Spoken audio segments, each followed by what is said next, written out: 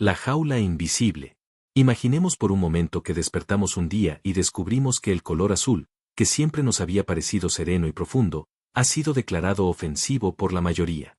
No hay una ley que lo prohíba, pero en la oficina, en la cena familiar, en las redes sociales, quien elige un suéter azul recibe miradas de desaprobación.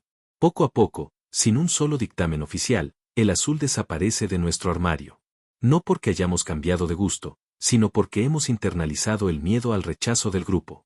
Este pequeño experimento mental es la esencia de lo que Friedrich Nietzsche llamó moral de rebaño.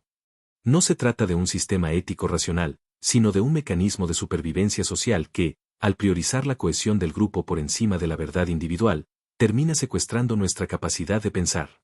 Este ensayo explorará cómo esta moral nos limita, adormeciendo la razón, uniformando el pensamiento y corrompiendo la responsabilidad personal, y planteará que la liberación, aunque posible, exige un acto de valentía tan silencioso como radical. Al final, la pregunta no será si podemos liberarnos, sino si estamos dispuestos a pagar el precio de la soledad que conlleva pensar por cuenta propia. La mecánica del adormecimiento. La moral de rebaño opera bajo una premisa engañosamente generosa: la seguridad del grupo es la seguridad del individuo. En sus etapas iniciales, funciona como un atajo cognitivo.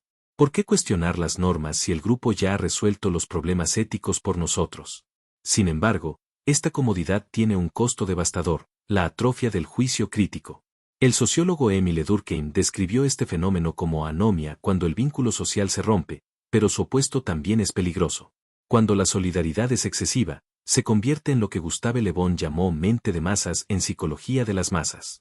El individuo, inmerso en el rebaño, experimenta una disminución de su capacidad intelectual y un aumento de sus impulsos primitivos. Deja de ser yo para convertirse en un eco de nosotros. Esta limitación se manifiesta de tres formas concretas. 1. La suspensión de la razón. El rebaño no argumenta, impone.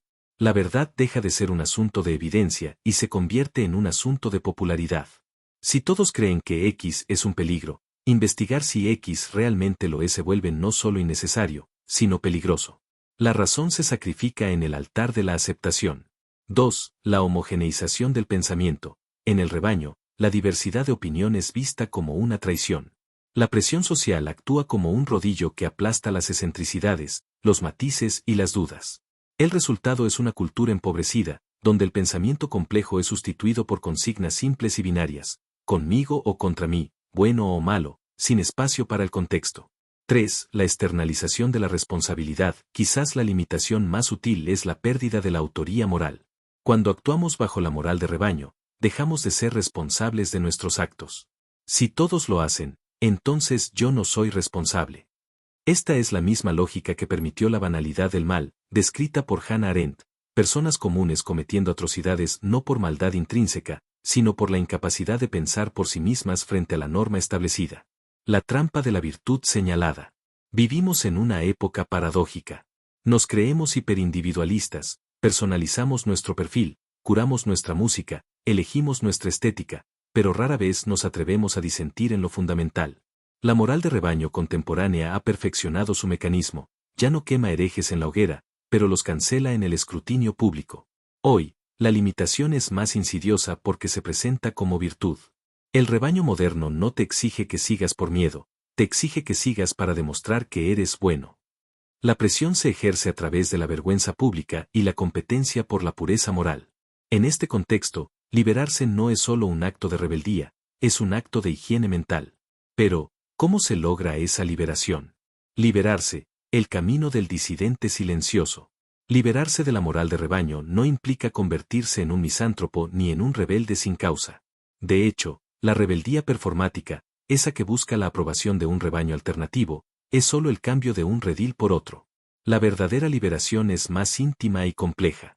Propongo 3 pasos. 1. Recuperar la capacidad de pausa ***. La primera herramienta de la libertad es el silencio.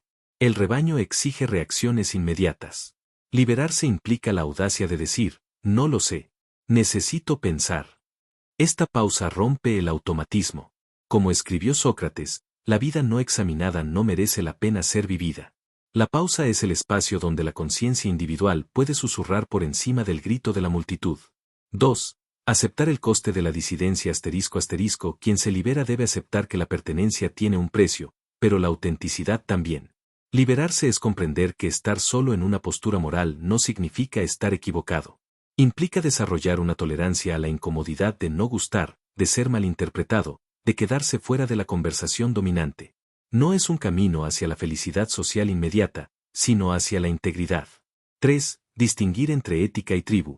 La liberación exige un ejercicio cartográfico, separar los principios éticos universales, la justicia, la no violencia, la honestidad, de las modas tribales.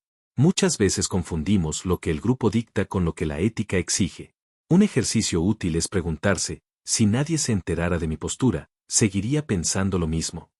Si la respuesta es no, es probable que estemos pastoreados, no convencidos.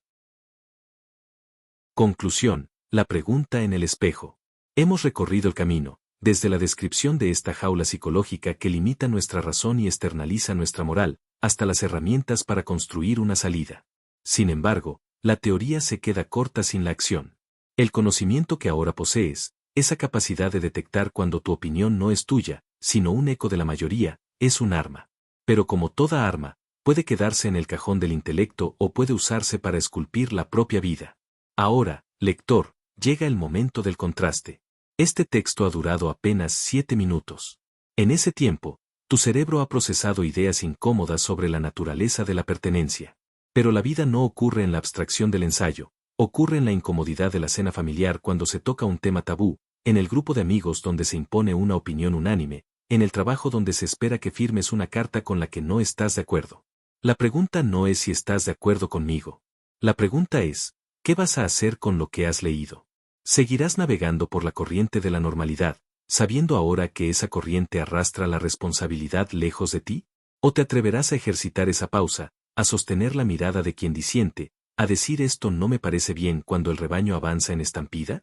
La moral de rebaño no se vence con grandes discursos. Se vence con pequeñas acciones incómodas, la conversación incómoda, la objeción silenciosa, el voto que no sigue la tendencia. Al cerrar este texto, tienes una opción: olvidar lo que sabes para seguir perteneciendo cómodamente, o aceptar que la libertad, aunque a menudo solitaria, es el único territorio donde la conciencia deja de ser un eco para convertirse en una voz. La manada espera. ¿Vuelves a ella, o empiezas a caminar?